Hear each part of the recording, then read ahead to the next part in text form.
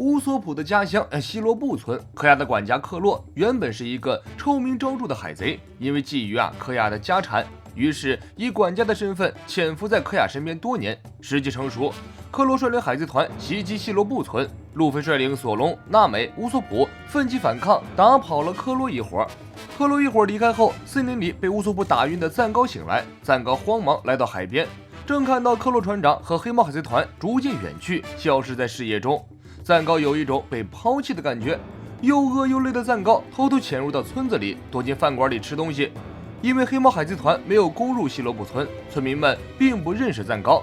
但除了路飞和乌索普等人，乌索普的3个小弟也知道赞高。洋葱头在餐馆里认出了赞高，呼唤萝卜头和青椒头赶来支援。赞高不敢引起骚动，慌不择路地逃走了。赞高逃到海边，随即跳上了一艘小木船，扬帆起航，离开了希罗布村。在海上航行的时候，赞高遇到了同样在逃命的扶手蒙卡，真是造化弄人啊！不知道小伙伴们是否还记得，蒙卡与赞高曾经还有过一段孽缘。扶手蒙卡曾经也是一个热血新兵，并非现在这样暴躁阴险。在一次遭遇战中，蒙卡所在的部队被克洛杀死，蒙卡的下巴也被踩碎。克洛的手下赞高催眠了蒙卡，让蒙卡将一个替身克洛交给了海军。蒙卡因此被提拔为153海军支部的少尉。克洛呢隐姓埋名，赞高的催眠改变了蒙卡的性格，让蒙卡变成了如今这样阴险狡诈暴躁的海军干部。青椒头3兄弟赶走了赞高，希罗布村恢复了从前安详宁静的生活。科亚终于走出家门，开始了自己实习医生的工作。而赞高逃到了玻璃珠岛，这里是东海的时尚圣地，是东海唯一一个在时尚圈与世界接轨的都市。赞高被岛上热闹的氛围所吸引，等到不久，赞高就惊恐地发现有海军正在岛上四处搜捕自己。为了自保，赞高脱掉了外套，换上了墨镜，摇身一变从逃犯变身嘻哈靓仔。正好岛上正在举办舞蹈大赛，赞高情不自禁参与其中。说起舞蹈，赞高就没输过谁，毕竟他师从国际巨星迈克尔·杰克逊，在舞蹈大赛上一路过关斩将，轻松进入决赛。决赛场上与赞高对决的是号称东海武王的海军本部上尉芬布迪，就是那个在海上餐厅巴拉蒂被山治痛打一顿的公子哥。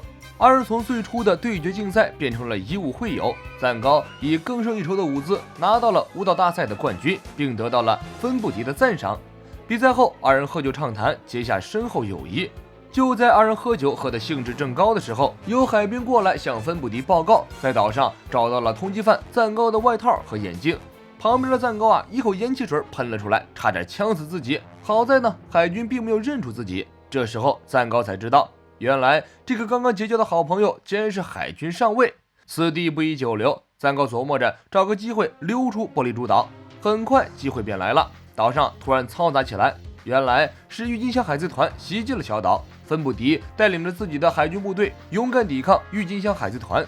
赞高一看是乃天助我也此时不留更待何时。趁着芬布迪与海贼们打得热火朝天，顾不上自己的时候，赞高跳上了码头的一艘小船溜了。芬布迪也不愧有铁拳之称，一般的海贼根本进不了其身。但郁金香海贼团无耻地劫持了一位美女，芬布迪乱了阵脚，被海贼们一拥而上，打倒在地。但就在这时，已经溜走的赞高突然折回，打倒了劫持美女的海贼，给芬布迪带来了反击的机会。赞高与芬布迪联手迎敌，左右开弓，很快便将郁金香海贼团团灭。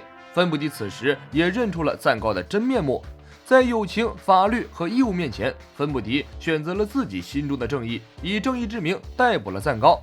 海军总部法院审判会上，法官判处赞高绞刑。芬布迪突然带着小弟在法庭上提出抗议，现场的人被芬布迪感染，纷纷跳起舞来。芬布迪与赞高的友情和舞蹈感动了法官。鉴于赞高并非大奸大恶之人，法官判处赞高无罪释放，同时芬布迪被降职处理。离别的时候到了，赞高背起行囊，在芬布迪不舍的目光下登上了远去的航船。最后我们握个手告别吧。芬布迪摆摆手，道不同不相为谋，你是贼，我是官，我们注定不能成为朋友。赞高拿出催眠环对芬布迪催眠，让他忘记这段友情。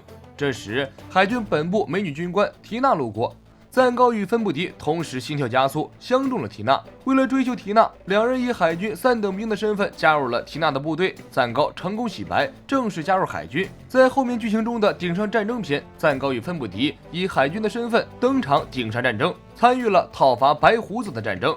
本期扉页故事就是这些，后面还会有什么样有趣的番外故事呢？我们下期再见。